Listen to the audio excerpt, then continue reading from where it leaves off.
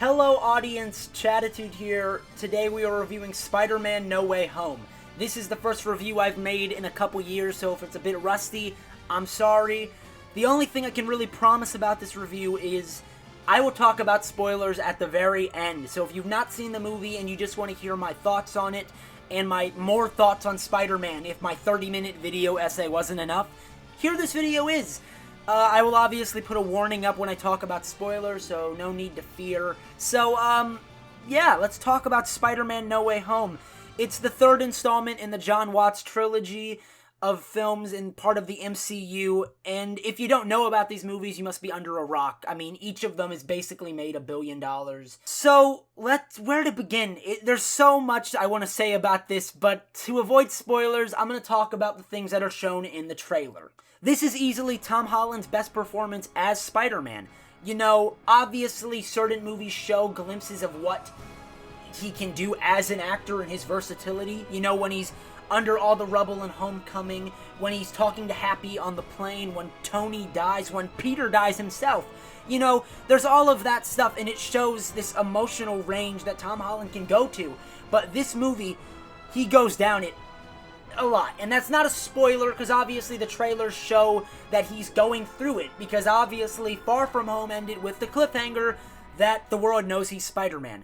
Now, I was worried when the trailer showed all this multiverse stuff that the identity stuff would seem less important, but the identity stuff is the catalyst for what all of this does. A thing I find so great about this movie is, while obviously exterior-wise and in the world of the MCU, everybody knows Spider-Man is Peter Parker, but a lot of the movie is about Peter Parker himself finding out who he is. He's digging deeper than he has had to in any of these other movies. The movie not only deals with the issues that certain people had with this Spider-Man from previous films, but it still respects what's come before it in those films. It's not retconning the Tony Stark relationship. It is still talked about, and it is respected in a way, while also showing, hey, here are all these villains from the other Spider-Men that you guys consider classic, and they're not just here to be set pieces, and they're not just here to say old lines and to be cornballs. They're properly here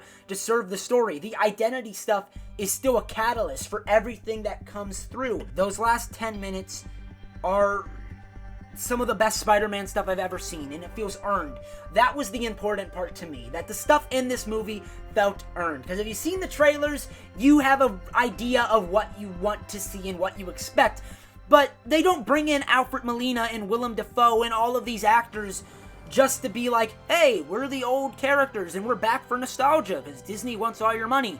No, it's done in a way that respects Sam Raimi's vision, Mark Webb's vision, and it's done in a way that gives them something new to work with. They have juicy roles. They are not just there to do that. They're just, oh my god, it's so hard to talk about without spoilers. And then Willem Dafoe, oh my god, I'm so happy the trailers did not show a lot of Willem Dafoe, because in this movie, the Green Goblin is absolutely incredible. He somehow topped himself from Spider-Man 1, and if you guys saw the video essay, you know I think he's incredible in Spider-Man 1. And I guess what I'm trying to say throughout all of that rambling is that this movie makes the movies that came before it better.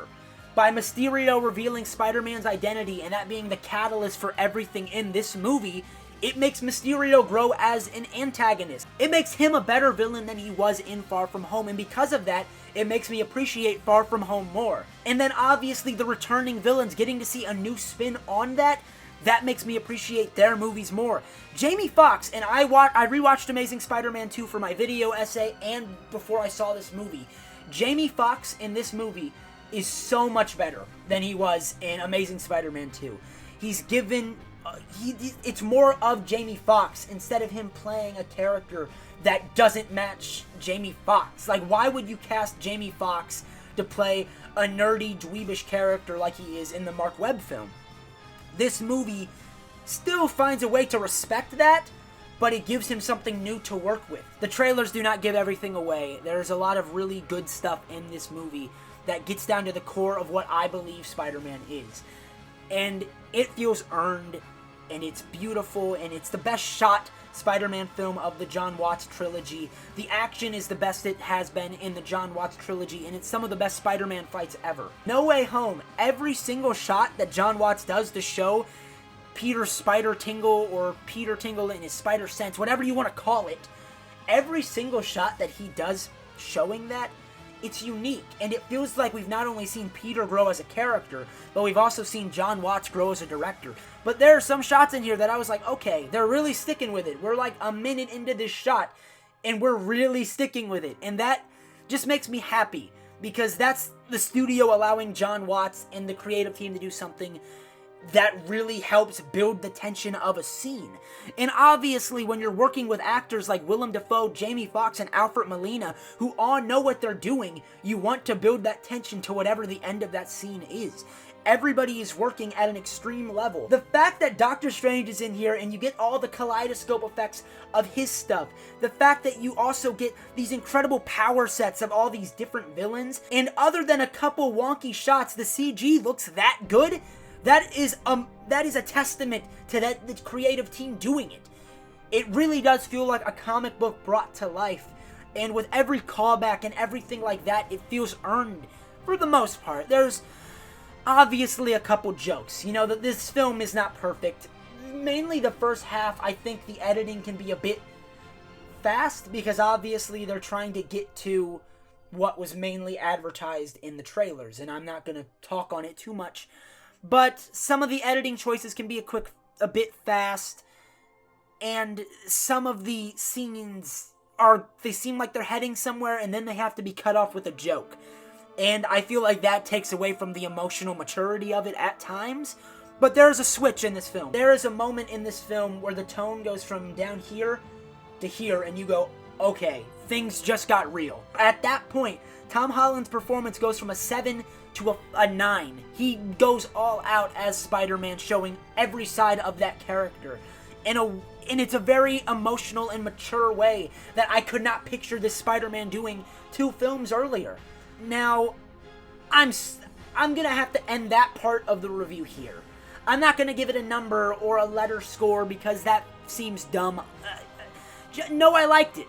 I liked it a lot. I really, really liked it. There's some parts in the first half particularly that are a bit weird, but once you get to that second half, you just kind of forget about it, because there's such tiny details that bug me. Okay, now I'm going to get into spoilers. I will give like a 10-second warning. 10, 9, 8, 7, 6, 5, 4, 3, 2, 1. Spoiler time. Tom Holland Spider-Man meets Tobey Maguire and Andrew Garfield. Oh my god, it just makes me so happy. I'm so happy that we get to see that. We are at that point in the MCU where they're willing to go all out and give us these incredible moments I never thought I would see in my life. It's so incredible. It is insane. Them talking about their shared trauma with Tom Holland, who has just lost Aunt May, is insane. That is incredible. Oh my, the fact that this movie exists is a miracle. I don't care what anyone says shitting on the MCU. They somehow found a way to incorporate 3 different franchises of the same character in a way that feels earned and doesn't just eat off your nostalgia. There is still a story here about Peter Parker and about great power and responsibility, as Aunt May says. That is a beautiful moment that I think is one of the best Marvel moments in any movie ever. And I'm not just saying that because it's new and it's on my mind and I saw it yesterday. I am saying that because I mean it. Andrew getting closure while he rescues Zendaya at the end is incredible. Zendaya in the movie, incredible. One of the big complaints I saw in other reviews is that Sandman and the Lizard don't do much. I think they did good, though. I'm gonna be honest, I really like the Lizard in this movie. He's not the main villain, obviously, but whenever Lizard talks or whenever he was on screen, I was like, oh shit, okay, that's cool.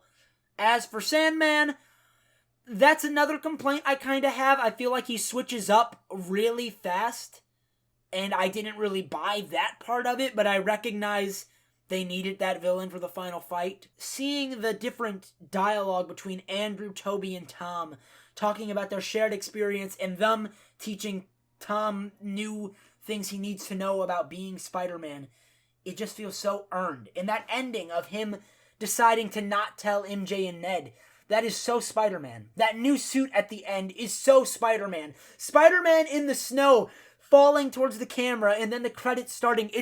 It's beautiful. It is truly incredible. I love this movie so much. It is exactly what I wanted. In both, obviously, nerdy ways, but even on a technical level. Like I said, I feel like I've seen Jon Watts grow as a director. Some of those shots are so cool, and they just really show that spider sense in a way that other movies don't show. Even the Venom stuff in the credits. The Venom stuff in the credits was good. How? The Venom movies on a technical level are not good, but I somehow cared in that scene. It just felt, yeah, you know what, do it. You've won me over. You did all the things you were supposed to do in this movie. If you can get over some plot conveniences and some not so good jokes in that first half, then you're ballin'. That second half is incredible. Them talking about how Toby and Andrew don't have the Avengers, and then them all jumping off the scaffolding together, that's beautiful. It is my nerdy dream come true. So, I promise next week the video will not be Spider-Man themed. So yeah, that's all I can really say about the movie. Please go watch it. It's really good. It's the best cinematic experience I've had since Endgame. It's so good, it's so earned. So thank you all for watching this video. Like it if you like it, subscribe if you're new, and I'll see you in the next video.